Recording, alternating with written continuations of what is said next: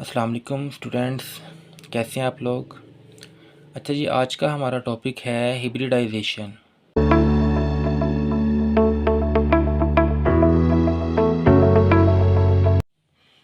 और हिब्रिडाइजेशन को समझने के लिए बच्चे जो हैं वो बड़े कंफ्यूज हो जाते हैं, बच्चों को समझ नहीं आती। तो हिब्रिडाइजेशन को समझने से पहले हम स्टेरिक नंबर का छोटा सा कॉन्सेप्ट देख लेते हैं। तो स्टेरिक नंबर का जो फार्मूला है वो जी हमारे पास number of lone pair on central atom कि जिस हम मॉलिक्यूल की हिब्रिडाइजेशन कैलकुलेट करना चाह रहे हैं उसमें जो सेंट्रल एटम है उसके ऊपर कितने नंबर ऑफ़ लोन पेयर्स मौजूद हैं और उस सेंट्रल एटम के साथ कितने नंबर ऑफ़ एटम्स अटैच हैं, उन्हें हम प्लस करेंगे तो हम उससे हिब्रिडाइजेशन को कैलकुलेट कर सकते हैं।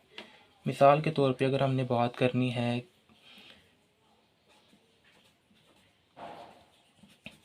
कि मीथेन मॉलिक्यूल की हिब्रिडाइजेशन क्या है, तो हम स्टेरिक नंबर के फार्मूला को यूज़ करते हुए इसकी जो हिब्रिडाइजेशन है वो हम कैलकुलेट कर सकते हैं। किस तरह से हम कहते हैं, स्टेरिक नंबर जो है वो इक्वल है number of lone pair on central atom.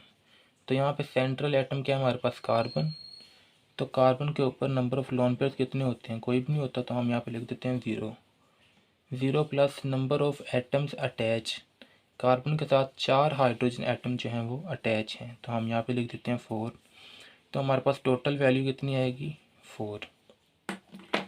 इस 4 में से हम ये कह लेते हैं जी एक जो है वो हमारे पास S है और बाकी जो 3 बचेंगे वो हमारे पास 3। ठीक है, तो मीथेन मॉलिक्यूल की जो हिब्रिडाइजेशन है वो है जी हमारे पास sp3। ठीक है। इसके बाद अगर हम बात करें कि हिब्रिडाइजेशन जो है वो वाटर मॉलिक्यूल के अंदर कौन सी होती है, तो वो हम देखते हैं H2O। अब वाटर के अंदर हिब्रिडाइजेशन कौन सी है उसे कैलकुलेट करने के लिए हम क्या करते हैं, स्टेरिक नंबर का फार्मूला यूज़ करते हैं। Steric number is equal to, अब इसमें सेंट्रल एटम कौन सा है, सेंट्रल एटम है जी हमारे पास ऑक्सीजन।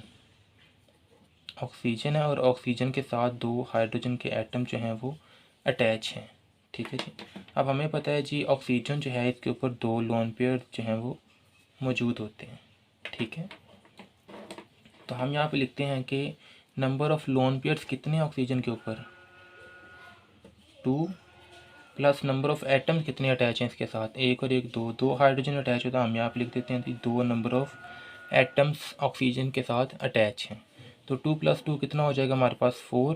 ठीक है, तो अब 4 को हम किस तरह से डिवाइड करेंगे कि 1 हमारे पास S हो जाएगा और 3 हमारे पास P की वैल्यू आ जाएगी। तो वाटर मॉलिक्यूल के अंदर भी हमारे पास जो है वो sp3 हिब्रिडाइजेशन जो है वो होती है।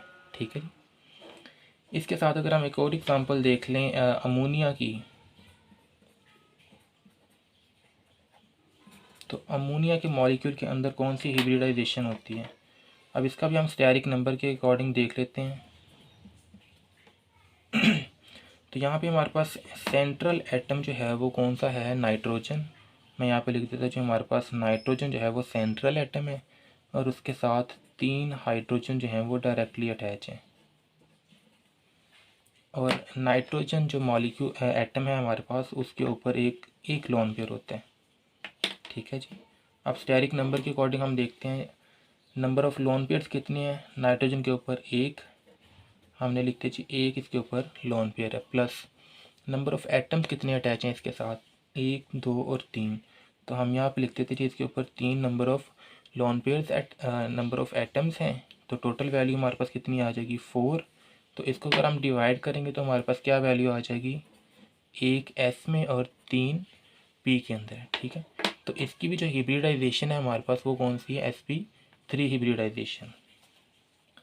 अब इसके साथ एक और एग्जांपल देख लेते हैं जी हम, BCl3 बोरोन ट्राइक्लोराइड की एग्जांपल देख लेते हैं। अब यहाँ पे जो सेंट्रल एटम है वो कौन है, बोरोन है और बोरोन के साथ 3 क्लोरीन के एटम्स अटैच हैं, तो हम यहाँ पे लिख देते हैं। ठीक है, अब स्टेरिक नंबर के अकॉर्डिंग हम देखते हैं इसके अंदर हिब्रिडाइजेशन कौन सी होती है। Steric number is equal to, boron के ऊपर लोन पेयर जो है वो नहीं होता, तो हम यहाँ पे लिख देते हैं जी 0 प्लस कितने नंबर ऑफ़ एटम्स अटैच हैं 3, तो हम यहाँ पे लिख देते हैं जी 3 नंबर ऑफ़ एटम्स अटैच हैं, तो टोटल वैल्यू हमारे पास 3 आ जाएगी। तो उसमें से हम एक S को दे देंगे और 2 P को, तो हमारे पास जो हिब्रिडाइजेशन आएगी बोरोन ट्राइक्लोराइड की वो होगी sp2 हिब्रिडाइजेशन। ठीक है। इसी तरह अगर हम बात करें मीथेन की, ईथेन के अंदर C2H6, ईथेन के अंदर कौन सी हिब्रिडाइजेशन है, ये थोड़ा सा इंटरेस्टिंग है। तो अगर हम इसका स्ट्रक्चरल फार्मूला ओपन करके देखें तो हमारे पास क्या है जी, carbon, single bond carbon, 1 2 3 hydrogen इस एटम के साथ, 1 2 और 3 हाइड्रोजन के एटम जो हैं वो इस कार्बन के साथ अटैच होंगे। ठीक है। अगर हम बात करें कि हिब्रिडाइजेशन, तो हम पहले इस कार्बन की हिब्रिडाइजेशन अगर कैलकुलेट करें तो हमारे पास स्टेरिक नंबर के अकॉर्डिंग क्या आता है जी, कार्बन के ऊपर लोन पेयर कोई नहीं होता, हमने लिखते जी 0 प्लस इस कार्बन के साथ कितने नंबर ऑफ़ एटम जो हैं वो डायरेक्टली अटैच हैं, 1 2 3, और इस कार्बन के साथ ये कार्बन भी अटैच है, तो इट मीन्स कि 1 2 3 और 4 नंबर ऑफ़ एटम जो हैं इस कार्बन के साथ अटैच हैं, और इस कार्बन की जो हिब्रिडाइजेशन है वो है sp3। ठीक है। और अगर हम इसी तरह दूसरे कार्बन एटम की बात करें तो इसके साथ क्या है जी, हमारे पास 1 2 3 और 4, इसके साथ भी 4 नंबर ऑफ़ एटम्स अटैच हैं, लोन पेयर इसके ऊपर नहीं है, तो इसकी हिब्रिडाइजेशन कौन सी हो जाएगी, sp3। ठीक हो गया।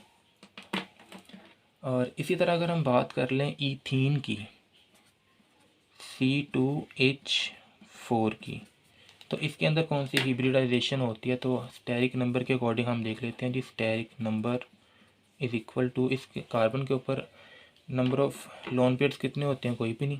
अगर हम स्ट्रक्चरल फार्मूला के अकॉर्डिंग देखें तो ईथीन का जो स्ट्रक्चरल फार्मूला है वो जी हमारे पास ये वाला आ गया। ठीक है। तब इस कार्बन के ऊपर नंबर ऑफ़ लोन पेयर्स तो कोई नहीं है, हम लिख देते हैं 0 प्लस नंबर ऑफ़ एटम्स कितने अटैच हैं इस कार्बन के साथ, 1 2 और ये 3। ठीक है। तो हम यहाँ पे वैल्यू लिख देंगे 3, टोटल वैल्यू हमारे पास आएगी 3, तो उसमें हमारे पास 1 चली जाएगी S के अंदर और 2 चली जाएंगी P के अंदर। ठीक है। और अगर इसी तरह अगर हम बात कर लें इथाइन की, C2H2, इसके अंदर कौन सी हिब्रिडाइजेशन होती है, तो हम इसका स्ट्रक्चरल फार्मूला ज़रा ओपन करके लिख लें, hydrogen carbon, triple bond carbon और हाइड्रोजन, ये इथाइन का फार्मूला है हमारे पास। अगर इसका हम स्टेरिक नंबर देखें तो वो क्या आएगा जी, हमारे पास नंबर ऑफ़ लोन पेयर्स कितने, इस एटम के ऊपर कोई भी नहीं है, हम लिख देते हैं 0। इस कार्बन के साथ कितने नंबर ऑफ़ एटम्स अटैच हैं, 1 और 1 2, तो टोटल वैल्यू हमारे पास कितनी आएगी 2। तो उसमें से एक जो है हम S को दे देंगे और एक हम P को दे देंगे, तो हमारे पास जो हिब्रिडाइजेशन होगी इस ईथाइन की वो क्या है जी, sp हिब्रिडाइजेशन। ठीक है जी। उम्मीद करता हूँ ये टॉपिक आपको समझ आ गया होगा, स्टेरिक नंबर। इस तरह से आप किसी भी मॉलिक्यूल की जो है वो हिब्रिडाइजेशन जो है उसे देख के ही कैलकुलेट कर लेंगे, अगर आपको उसके लोन पेयर का पता होगा और उनके साथ कितने नंबर ऑफ़ एटम्स अटैच हैं उस चीज़ का पता होगा। ठीक है। तो हिब्रिडाइजेशन की 3 टाइप्स हैं यहाँ पे हमारे पास। तो सबसे पहले जी हमारे पास sp3 हिब्रिडाइजेशन। अगर हम sp3 हिब्रिडाइजेशन की बात करें तो उसकी डेफिनेशन में वो कहता है कि इनमें 1s और 3p, एक s और 3p orbitals of different shape and energy intermix to form 4 new hybrid orbitals of same shape and energy। अच्छा जी, इस बात का क्या मतलब है, अगर हम इसका स्ट्रक्चर देखें तो उसमें क्या होगा, हमारे पास एक s ऑर्बिटल होगा जो कि स्फेरिकल इन शेप होता है। मैं यहाँ पे लिख देता हूँ जी s ऑर्बिटल,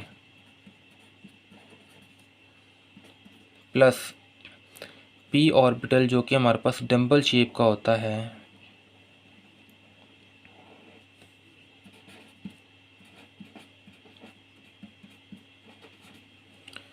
ये दोनों ऑर्बिटल्स आपस में इंटरमिक्स करेंगे। आप यहाँ पे देख सकते हैं कि इनकी शेप जो है वो डिफरेंट है। यहाँ पे इनकी शेप भी डिफरेंट है और इनकी एनर्जी भी डिफरेंट है। लेकिन जब ये आपस में इंटरमिक्स होंगे और अपनी एक नई शेप बनाएंगे तो उसमें क्या होगा, हमारे पास एक लूप इनकी बड़ी होगी और एक लूप इनकी यहाँ पे छोटी होगी। अब ये जो हमारे पास ऑर्बिटल आया है इसे हम कहेंगे हाइब्रिड ऑर्बिटल।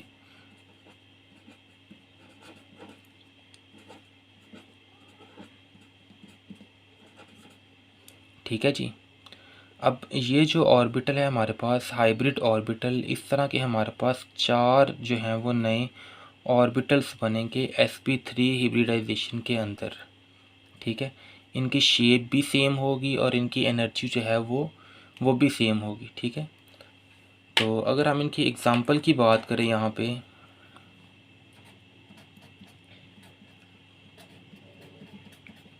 एग्ज़ाम्पल में हम देख लेते हैं। मिसाल के तौर पे जी हमारे पास है मीथेन गैस CH4। हम देख लेते हैं जी इसके अंदर अमोनिया NH3 और उसके ऊपर एक लोन पेयर है। हम इसके अंदर देख लेते हैं जी कार्बन टेट्रा क्लोराइड। हम इसके अंदर देख लेते हैं फास्फोरस ट्राईहाइड्राइड हाइड्राइड। तो जी उसके बाद है जी हमारे पास कार्बन टेट्रा क्लोराइड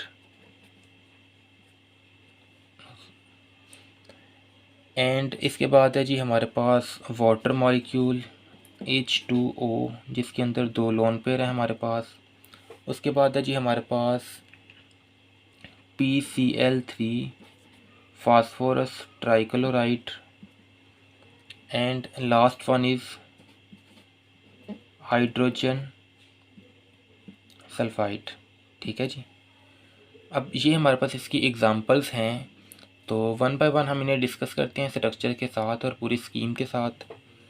तो आपने पेपर में इससे जो लिखना है उसकी तरतीब यही रखिएगा कि पहले आप इसकी डेफिनेशन लिखिएगा, उसके बाद इसकी एग्ज़ाम्पल में नाम लिखिए जिसका आपने स्ट्रक्चर परफॉर्म करना है। लाइक अगर हम बात करें कि हमने CH4 जो है मीथेन को हमने सबसे पहले जो है वो एक्सप्लेन करना है, तो मैं यहाँ पे लिख देता हूँ जी हमारे पास है CH4। हम मीथेन की हिब्रिडाइजेशन जो है वो स्टडी करने लगे हैं यहाँ पे। तो मीथेन में सेंट्रल जो है हमारे पास कार्बन, सेंट्रल एटम जो है वो हमारे पास कार्बन है, तो हम कार्बन की जो है वो इलेक्ट्रॉनिक कॉन्फ़िगरेशन कर लेंगे। ठीक है जी। कार्बन का एटॉमिक नंबर होता है जी 6। तो इसकी अगर हम इलेक्ट्रॉनिक कॉन्फ़िगरेशन करें तो हमारे पास बनता है जी 1s2 2s2 2px 2py and 2pz। ठीक है जी। 2 और 2 4 इलेक्ट्रॉन, बाकी कितने रह गए, 1 और 1 2। ठीक है जी। टोटल मिला के हमारे पास 6 इलेक्ट्रॉन हो जाएंगे और ये हमारे पास इसकी है जी ग्राउंड स्टेट कॉन्फ़िगरेशन। ओके हो गया। अब इस इलेक्ट्रॉनिक कॉन्फ़िगरेशन के अकॉर्डिंग कार्बन को सिर्फ 2 बॉन्ड्स बनाने चाहिए, जैसा कि हमने इससे पहले topic VBT valence bond theory के अंदर पढ़ा।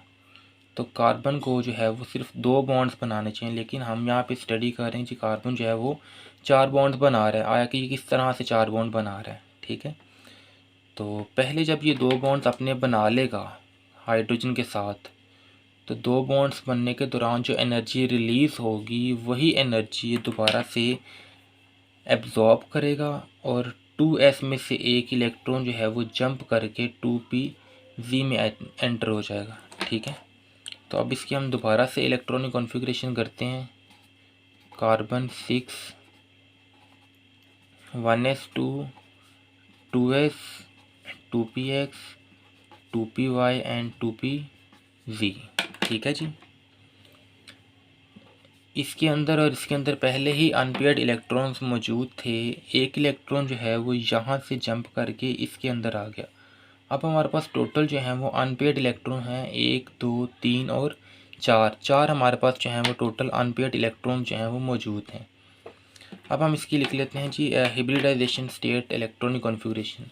यहाँ पे इलेक्ट्रॉन एक्साइट किया तो हम यहाँ पे लिख देते हैं जी एक्साइटेड स्टेट कॉन्फ़िगरेशन।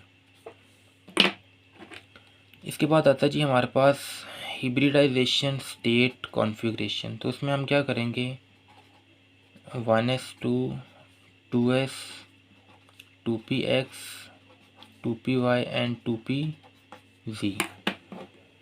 हम यहाँ इसे लिखने के बाद इसे सर्कल कर लेंगे।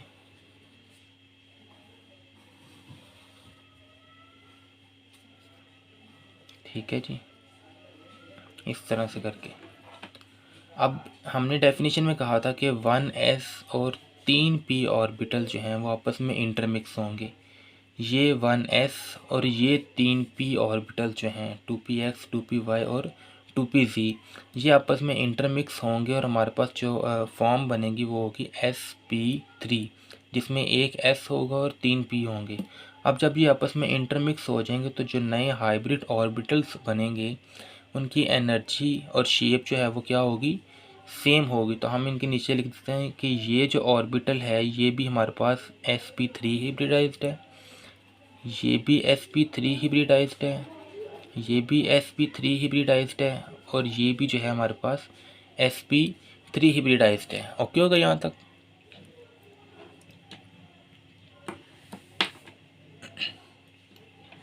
उसके बाद हम इनकी शेप को ड्रॉ कर लेते हैं।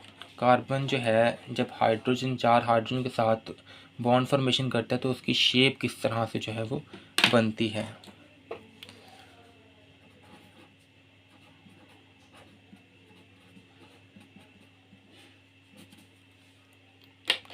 कार्बन की शेप ड्रॉ करने के लिए हम यहाँ सेंटर में सबसे पहले ले लेते हैं जी कार्बन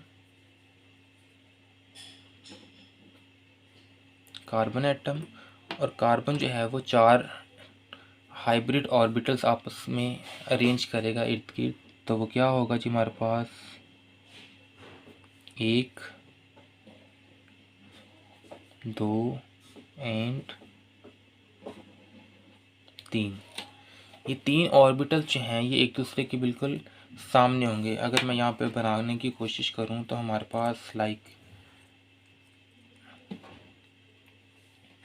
ये इस तरह से इसकी शेप बन के आएगी। अगर आपको नज़र आ रहा हो 3 ऑर्बिटल यहाँ नीचे होंगे और एक जो है ये यहाँ पे इसके ऊपर होगा। ठीक है, इस तरह से करके ये टेट्राहेड्रल जो है वो ज्योमेट्री बनाते हैं। तो ये 3 ऑर्बिटल जो हैं ये आपके सामने की तरफ होंगे और एक जो ऑर्बिटल है वो इसकी यहाँ पीछे की तरफ होगा। तो वो हम यहाँ पे नीचे की तरफ बना देते हैं। तो ये 4 हिब्रिडाइज्ड इसके ऑर्बिटल्स होंगे। इसमें छोटी लूप हम नहीं बना रहे ताकि शेप में जो है वो डिसऑर्डर ना आ जाए। ठीक है, तो जो बड़ी लूप है वो हम सिर्फ शेप में बनाते हैं, छोटी लूप हम इसमें नहीं बनाते। अब 4 हाइड्रोजन जो हैं वो इसके साथ डायरेक्टली अटैच हैं। किस तरह से, एक हाइड्रोजन एटम जो है वो यहाँ पे अटैच होगा और यहाँ पे वो ओवरलैप करेगा। इसी तरह दूसरा हाइड्रोजन एटम जो है वो यहाँ पे अटैच होगा और ओवरलैप करेगा। इसी तरह जो है वो तीसरा हाइड्रोजन यहाँ पे अटैच होगा और ओवरलैपिंग करेगा। इसी तरह चौथा हाइड्रोजन जो है वो यहाँ पे अटैच होगा और यहाँ पे ओवरलैपिंग करेगा। अच्छा जी, यहाँ पे एक ओवरलैपिंग का वर्ड बोला गया है।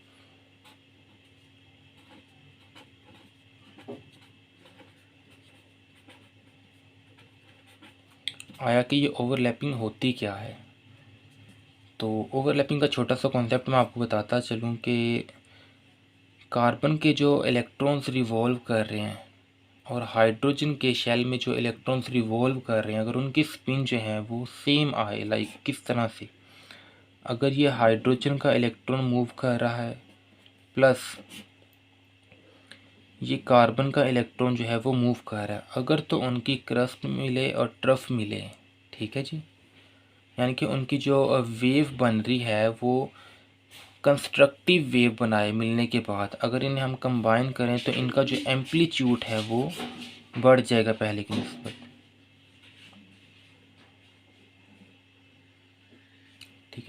तो इस तरह से जो है वो बॉन्ड फॉर्मेशन होती है। इस चीज़ को हम ओवरलैपिंग का नाम देते हैं। यहाँ तक ओके होगा आपका? चलें जी, हमने डेफिनेशन देख ली, एग्जांपल देख ली, उसके बाद इलेक्ट्रॉनिक कॉन्फ़िगरेशन देख ली, शेप देख ली, और शेप के बाद ये हमारे पास है इसकी ज्योमेट्री। अगर हम इसकी ज्योमेट्री की बात करें यहाँ पे,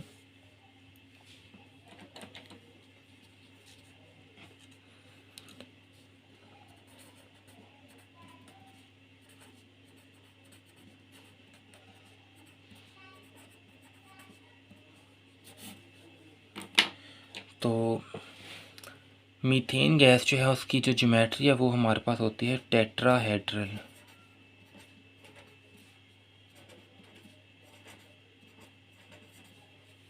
और एंगल जो है वो इनके दरमियान कितना होगा?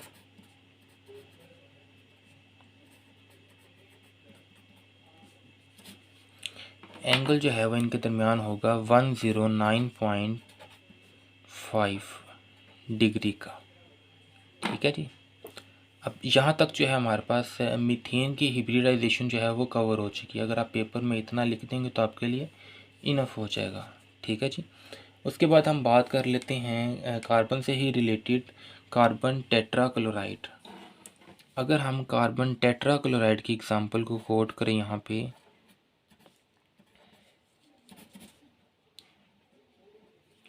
कार्बन टेट्राक्लोराइड, ठीक है जी। तो उसमें हम क्या करेंगे? डेफिनेशन, सबसे पहले जो डेफिनेशन हमने पीछे लिखी है वही डेफिनेशन हम यहाँ पे लिखेंगे। डेफिनेशन के बाद इसकी हम इलेक्ट्रॉनिक कॉन्फ़िगरेशन जो है वो भी एज इट इज़ जैसे हमने यहाँ पे लिखी डेफिनेशन लिखेंगे आप। डेफिनेशन लिखने के बाद आप क्या करेंगे? इसकी इलेक्ट्रॉनिक कॉन्फ़िगरेशन करेंगे। इलेक्ट्रॉनिक कॉन्फ़िगरेशन करने के बाद आप इसकी शेप को जो है वो ड्रॉ करेंगे। तो शेप हम इसकी जो है वो यहाँ पे डायरेक्ट शेप को ड्रॉ कर लेते हैं। ठीक है जी। यहाँ पे जी हमारे पास है ये कार्बन एटम। कार्बन ने अपने 4 हिब्रिडाइज्ड ऑर्बिटल जो हैं वो इसके 1, 2 और ये 3 तो ये हो गए सामने की तरफ, और एक जो है वो इसकी बैक साइड पे होगा। ये 4 इसके हिब्रिडाइज्ड ऑर्बिटल्स हैं हमारे पास। ठीक है जी।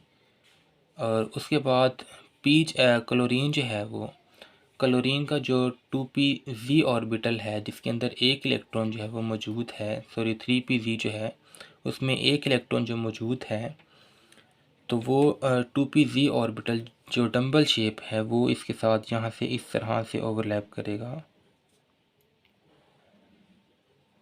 1,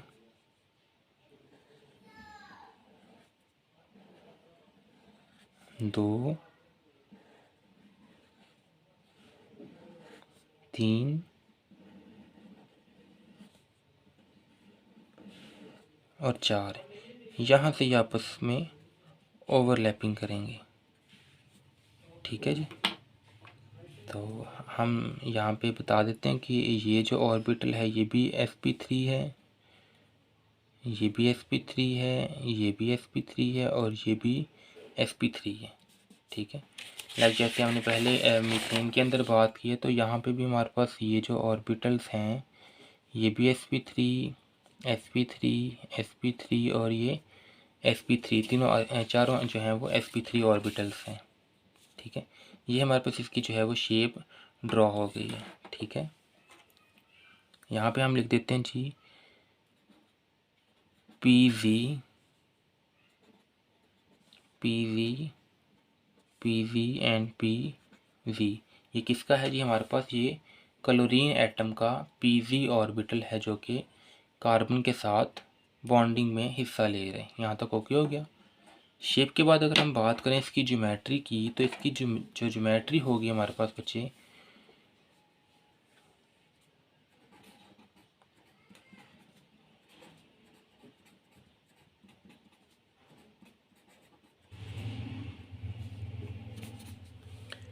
इसकी ज्योमेट्री भी मीथेन की तरह जो है वो टेट्राहेड्रल ही होगी।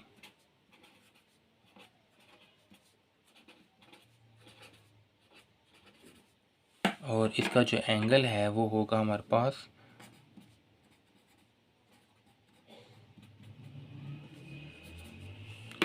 एंगल होगा इसका जी हमारे पास 109.5 डिग्री का।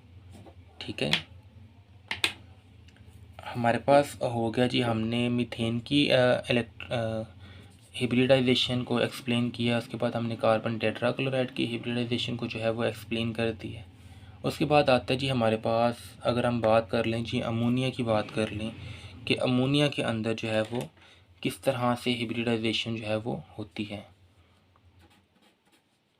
NH3 अमोनिया के ऊपर जो है वो एक लोन पेयर भी मौजूद है। ठीक है,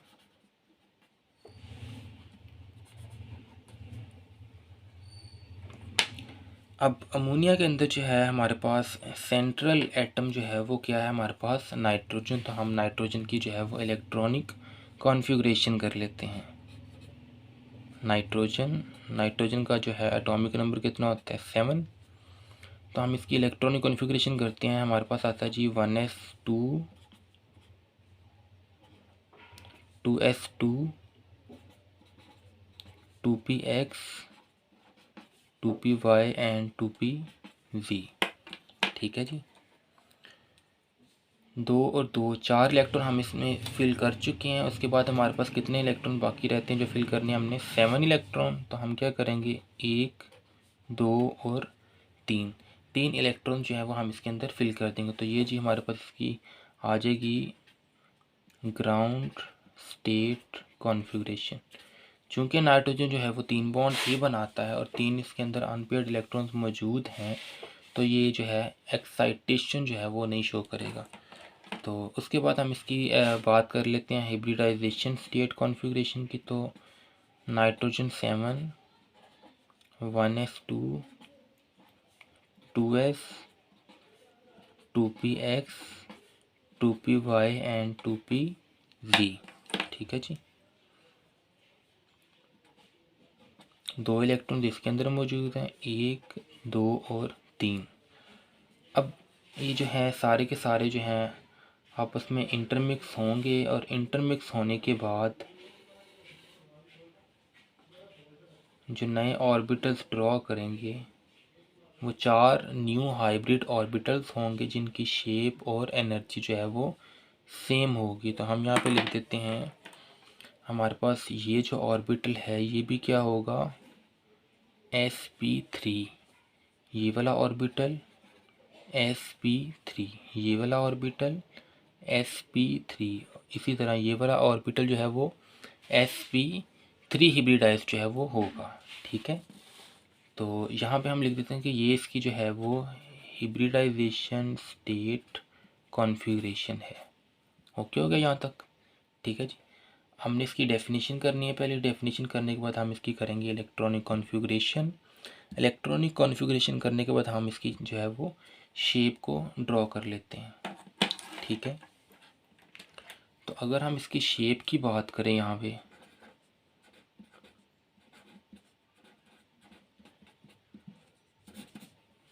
तो शेप में हमारे पास क्या होगा, सेंटर में हमारे पास यहाँ पे नाइट्रोजन जो है वो मौजूद है। ठीक है जी, तो नाइट्रोजन ने कितने जो है वो हिब्रिडाइज्ड ऑर्बिटल्स बनाए हैं, 1 2 3 और 4। तो हम 4 इसके जो है वो हिब्रिडाइज्ड ऑर्बिटल्स बना देते हैं, same shape and same energy के, 3 और 1 4। ठीक है जी, अब यहाँ पे जो है वो लोन पेयर मौजूद हैं।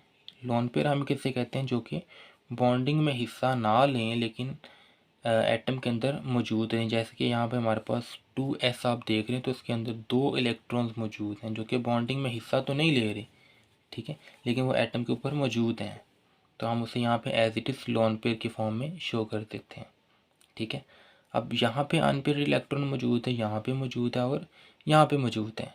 हमारे पास 3 हाइड्रोजन जो है वो नाइट्रोजन के साथ डायरेक्टली अटैच है। एक हाइड्रोजन एटम जो है वो यहाँ पे आके बॉन्ड बना लेगा, ओवरलैप करेगा। एक हाइड्रोजन यहाँ पे ओवरलैपिंग होगी, दूसरा हाइड्रोजन यहाँ पे, फिर यहाँ पे ओवरलैपिंग होगी और तीसरा हाइड्रोजन जो है वो यहाँ पे अटैच हो जाएगा। ठीक है जी। अब जैसा कि हमने इसमें वेस्पर थ्योरी के अंदर पढ़ा है कि lone pair to lone pair जो रिपल्शन है वो सबसे ज़्यादा होती है, उसके बाद lone pair to bond pair repulsion होती है, एंड उसके बाद जो है वो bond pair to bond pair repulsion जो है वो सबसे ज़्यादा होती है। अब यहाँ पे अगर आप देखें तो एक लॉन पेयर मौजूद है और 3 जो है वो हमारे पास बॉन्ड पेयर मौजूद हैं। तो ये लॉन पेयर जो है वो क्या करेगा, उसे प्रेस करेगा नीचे की तरफ, इन बॉन्ड्स के ऊपर ये एक्स्ट्रा फोर्स लगाएगा, जिसकी वजह से इनके दरमियान जो एंगल 109.5 था वो उससे कम हो के अमोनिया के अंदर जो है वो एंगल जो है वो 107.5 डिग्री का हो जाएगा। हम यहाँ पे लिख देते हैं जी इसकी जो ज्योमेट्री है,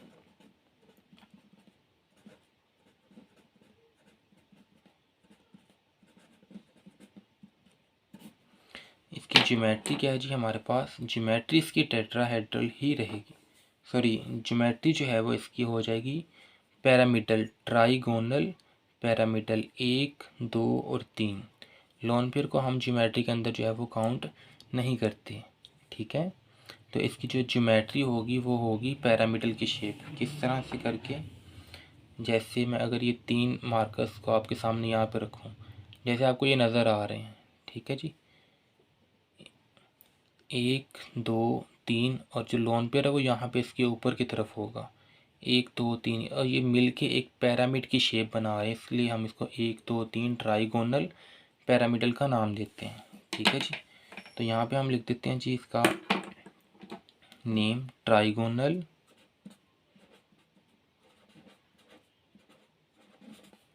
पैरामीटर।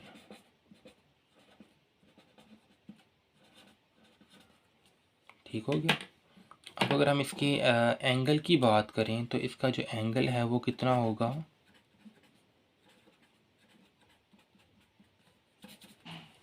यहाँ पे जी इसका एंगल हो जाएगा 109.5 से कम हो के 107.5 डिग्री तक जो है वो कम हो जाएगा। ठीक है जी।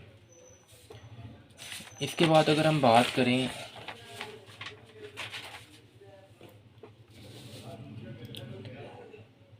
वाटर मॉलिक्यूल के अंदर जो है वो हिब्रिडाइजेशन किस तरह से आती है। ठीक है जी, H2O।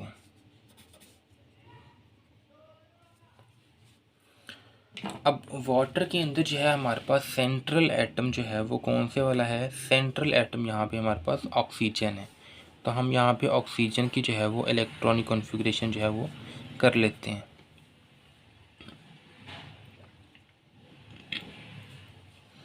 ऑक्सीजन जो है, ऑक्सीजन का एटॉमिक नंबर कितना जी, 8। तो इसकी इलेक्ट्रॉनिक कॉन्फ़िगरेशन करें, हमारे पास आता है जी 1s2, 2s2, 2px, 2py and 2pz।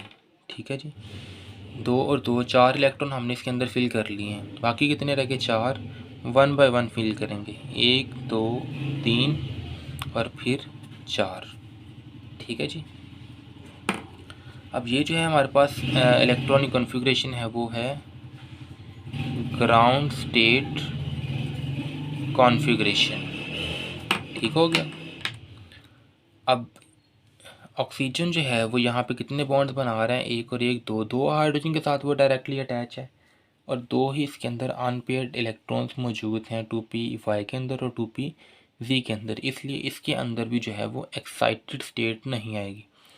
तो हम यहाँ पे लिख देते हैं, दोबारा से हम इसकी इलेक्ट्रॉनिक कॉन्फ़िगरेशन को ड्रॉ करते हैं, 1s2, 2s,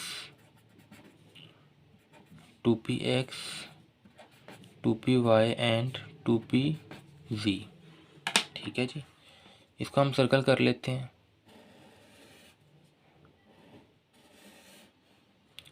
सर्कल करने के बाद आप इनके नीचे लिखते हैं कि एक s और 3 p orbitals of different shape and energy intermix to form 4 new hybrid orbital.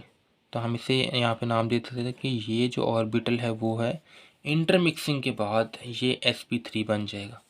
इसी तरह ये जो है वो इंटरमिक्सिंग के बाद sp3, sp3 and sp3 हिब्रिडाइज्ड orbital. तो ये इसकी इलेक्ट्रॉनिक कॉन्फ़िगरेशन कौन सी हो जाएगी?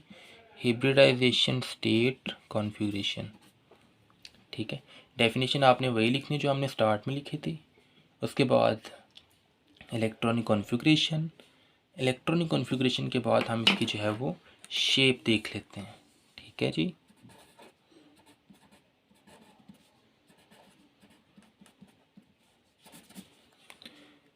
तो इसकी अगर हम शेप की बात करें तो हमारे पास ऑक्सीजन एटम जो है वो यहाँ पे सेंटर में मौजूद होगा। ठीक है, उसके बाद 4 हमारे पास ऑर्बिटल्स हैं। एक हम ऑर्बिटल यहाँ पे बना देते हैं, दूसरा ऑर्बिटल हम यहाँ पे बना देते हैं। ठीक है जी, इसके साथ एक हाइड्रोजन एटम जो है वो अटैच होगा, ओवरलैपिंग होगी यहाँ पे। दूसरा हाइड्रोजन एटम यहाँ पे अटैच होगा और यहाँ पे ओवरलैपिंग होगी। अब जो 2 ऑर्बिटल्स हैं जिसके अंदर 2-2 इलेक्ट्रॉन्स मौजूद हैं, 1-2 1-2, अब इनके अंदर जो है वो इलेक्ट्रॉन्स पेयर्स की फॉर्म में मौजूद हैं, तो ये बॉन्डिंग में हिस्सा नहीं लेंगे, ये लॉन पेयर की फॉर्म में मौजूद रहेंगे। तो वो जो हैं, एक लॉन पेयर जो है वो यहाँ पे आ जाएगा, इसी तरह जो दूसरा लॉन पेयर है वो यहाँ इस साइड पे आ जाएगा। ठीक है, तो शेप इसकी वैसे ही होगी जैसे मैंने पहले ड्रॉ की थी, टेट्राहेड्रल वैसी ही है। ठीक है, तो होगा क्या, इसके अंदर लॉन पेयर जो है वो अब पहले की निस्बत 2 हो गए हैं। पहले हमने अमोनिया में बात की कि लॉन पेयर जो है वो हमारे पास 1 था, बॉन्ड पेयर हमारे पास 3 थे। ठीक है, तो वो लॉन पेयर जो था वो बॉन्ड पेयर को प्रेस कर रहा था और एंगल 109.5 से कम होके 107.5 डिग्री का हो गया था। अब यहाँ पे 2 लॉन पेयर मौजूद हैं तो वो ज़्यादा फोर्स से रिपेल करेंगे बॉन्ड पेयर्स को और एंगल जो है वो 107 से भी कम होके 104.5 जो है वो इतना कम हो जाएगा। ठीक है जी, शेप के बाद हम बात कर लेते हैं इसकी ज्योमेट्री की।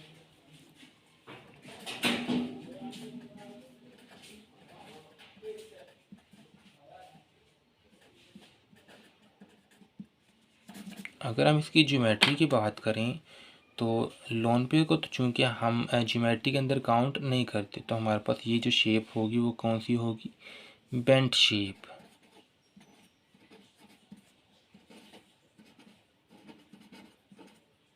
ओके हो गया जी, बेंट शेप इसकी ज्योमेट्री होगी और इसका जो एंगल है वो कितना होगा?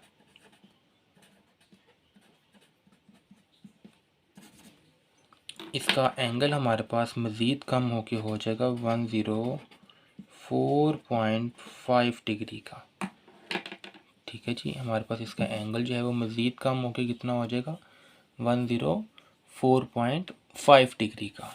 ठीक है जी, हमने बात की मीथेन गैस की, हमने बात कर ली कार्बन टेट्राक्लोराइड की, हमने बात की अमोनिया की, हमने बात की वाटर मॉलिक्यूल की। ठीक है जी, तो इसके बाद हम मज़ीद एक और एग्ज़ाम्पल इसकी देख लेते हैं। वो एग्ज़ाम्पल कौन सी हम ले लेते हैं जी? हम बात कर लेते हैं जी H2S। इसकी अगर हम बात करें जी, इसके अंदर कौन सी हिब्रिडाइजेशन मौजूद है? तो इसके अंदर भी sp3 हिब्रिडाइजेशन जो है वो मौजूद है। ठीक हो गया, तो डेफिनेशन इसकी आप सबसे पहले वही लिखेंगे। डेफिनेशन लिखने के बाद हम क्या करेंगे, इसकी इलेक्ट्रॉनिक कॉन्फ़िगरेशन ड्रॉ करेंगे। तो इलेक्ट्रॉनिक कॉन्फ़िगरेशन हम किसकी करेंगे? यहाँ पे सेंट्रल एटम जो है वो हमारे पास सल्फ़र है, तो हम सल्फ़र की जो है वो इलेक्ट्रॉनिक कॉन्फ़िगरेशन कर लेते हैं। सल्फ़र का एटॉमिक नंबर कितना होता है जी? हमारे पास 16।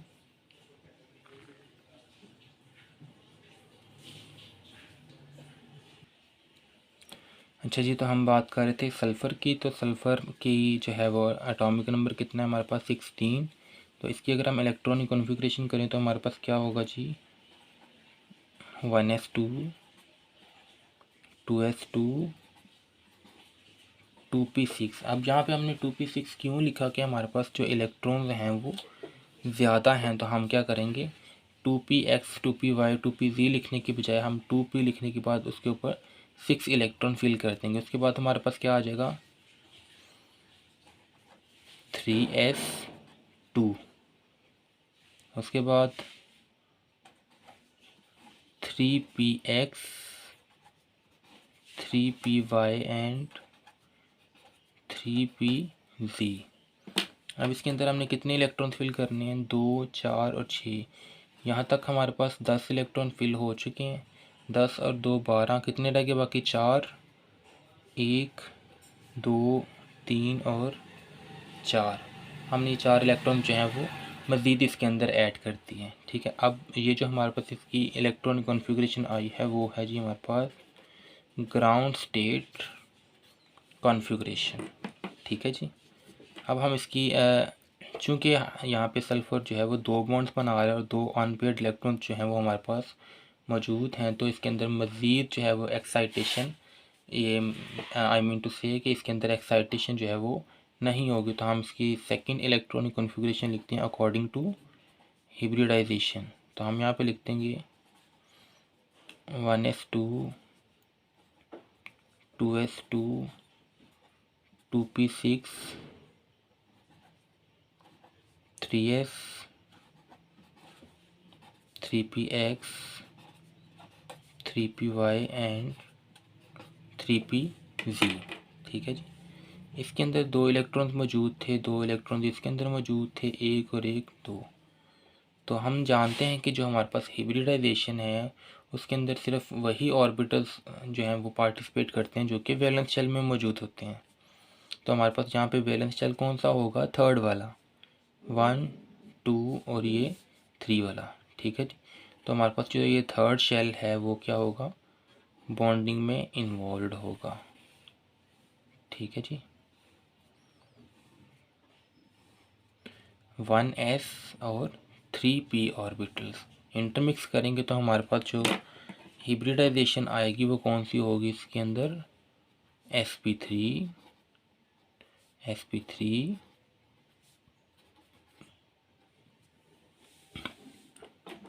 sp3, sp3 एंड sp3, ये हमारे पास होगी हिब्रिडाइजेशन स्टेट कॉन्फ़िगरेशन। ठीक हो गया।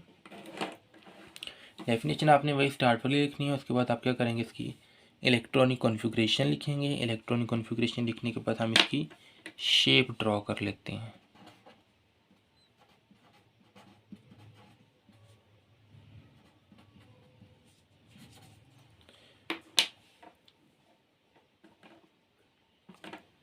तो शेप ड्रॉ करने के लिए हम क्या करते हैं, सबसे पहले हम सल्फ़र को यहाँ पे सेंटर में लिख लेते हैं। ठीक है जी। अब सल्फ़र में लोन पेयर कितने हैं यहाँ पे मौजूद, 1 और 1, 2 लोन पेयर हैं, 2 अनपेयर्ड जो इलेक्ट्रॉन्स हैं मौजूद है जो हाइड्रोजन के साथ बॉन्डिंग करेंगे। तो इसकी भी जो है शेप बिल्कुल as it is water molecule की तरह ही बनेगी।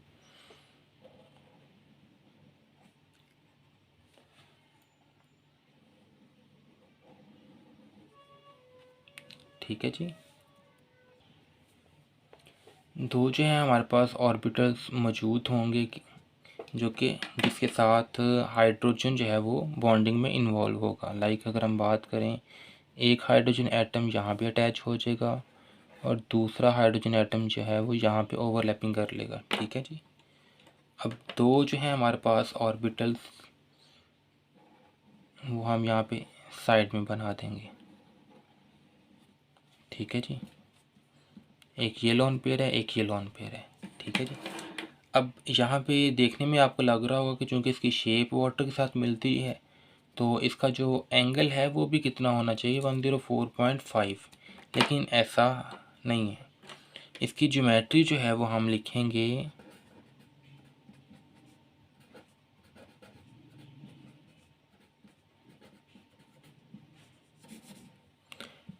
इसकी ज्योमेट्री जो है वो होगी बेंड शेप।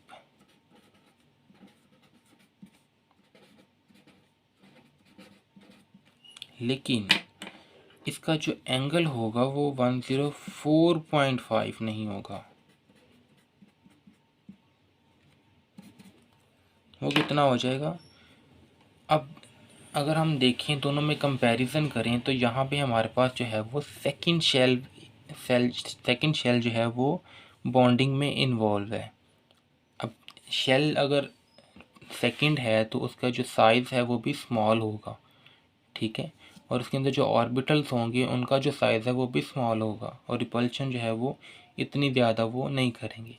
यहाँ पे हम अगर देखें तो हमारे पास जो बॉन्डिंग में इन्वॉल्व है वो थर्ड शेल है, ठीक है, सेकंड के बाद जो है वो थर्ड शेल आ रहे हैं, तो उसका साइज़ जो है वो 2 की निस्बत जो है वो थोड़ा सा ज़्यादा होगा, ठीक है, जिसकी वजह से हमारे पास इनका जो एंगल है वो 104 से भी कम हो के कितना हो जाता है जी, 92 डिग्री का, ठीक है जी।